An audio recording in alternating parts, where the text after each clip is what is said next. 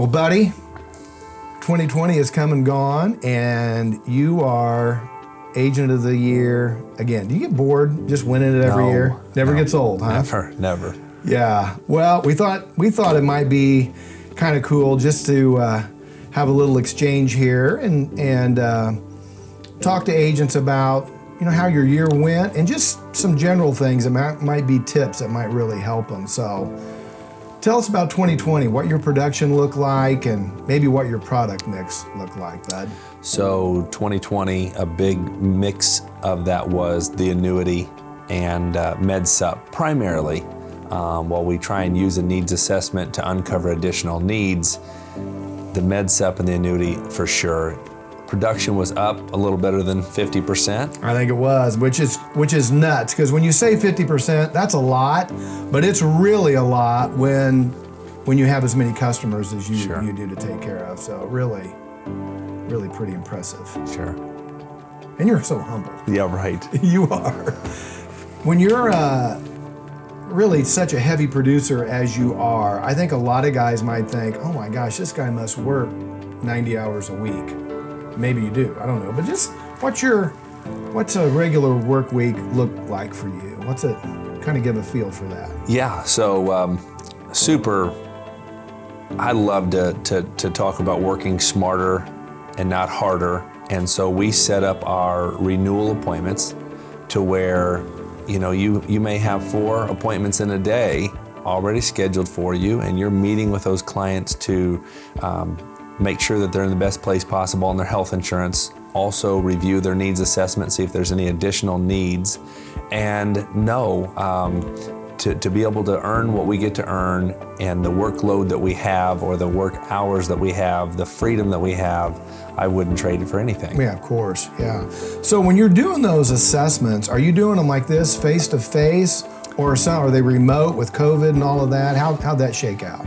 Well, this year definitely different than any other year. Ideally, you're across the table from one another. Sure. But this year, I would go back and look at old needs assessments, and while doing it over the phone primarily, revisiting those and saying, hey, we've taken care of some of these other needs, but some that we haven't been able to approach yet, and then addressing it that way. And with that approach, I just can't help but feel like we don't have to sell anything, that we just get to say, based on your needs assessment, this is what I would recommend. There's a solution for your need, and just provide the education. And I don't like that salesy feel. Yeah. So just to be able to provide education as to here's a need, here's a solution, and then let them be the one to make that decision as to what they want. You said something that I don't know if everybody caught this, but that you work your anniversary dates or you work your renewal dates. How long have you been doing that?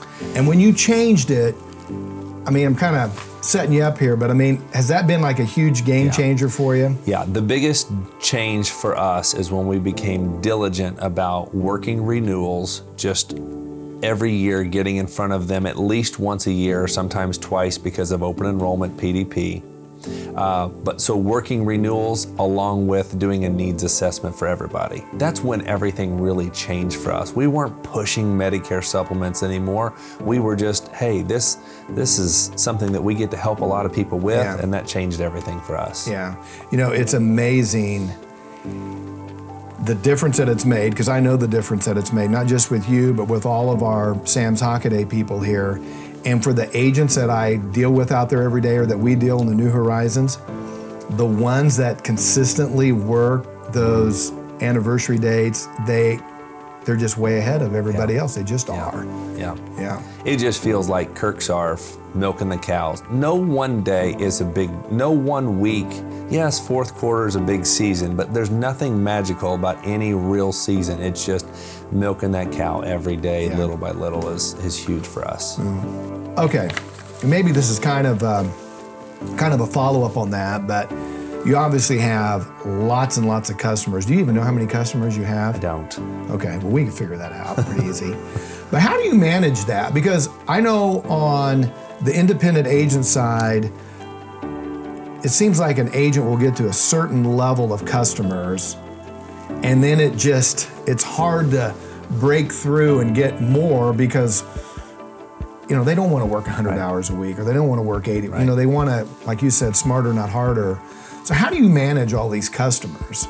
It comes back to, it's going to sound a little bit redundant, but it's just throughout the year, even when the clients don't need you, don't have questions, it's just staying in front of them diligently throughout the year so that when you do get to fourth quarter, everybody's med subs are already up to date, Med Advantage maybe.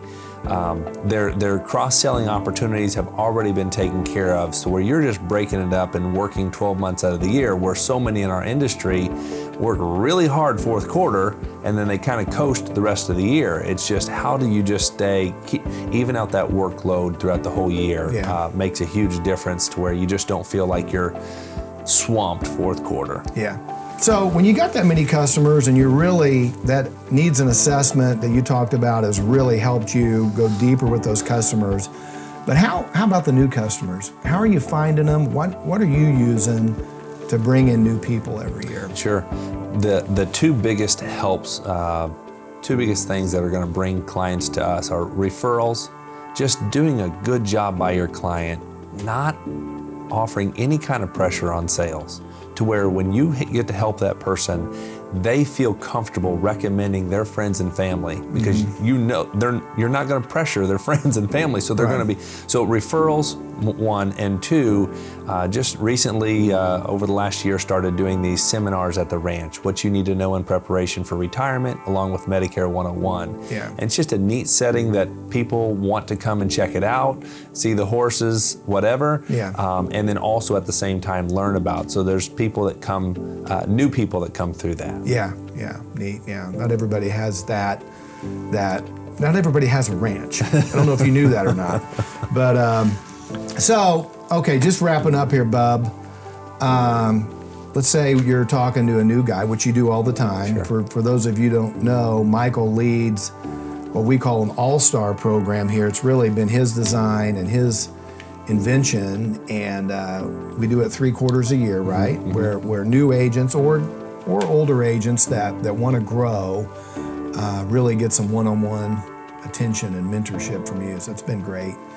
But talking to a new guy, give him just a couple of quick pieces of advice that you think might really help launch them in the right direction. Best advice for a new person coming in the business is to not limit yourself on narrowing in on a product. I want to be a life guy. I want to be an annuity guy. I want to be a Medicare guy. Just saying, I'm coming into the senior market and I'm going to be super diligent about asking the right questions to uncover the client's needs and then be able to provide solutions to those needs.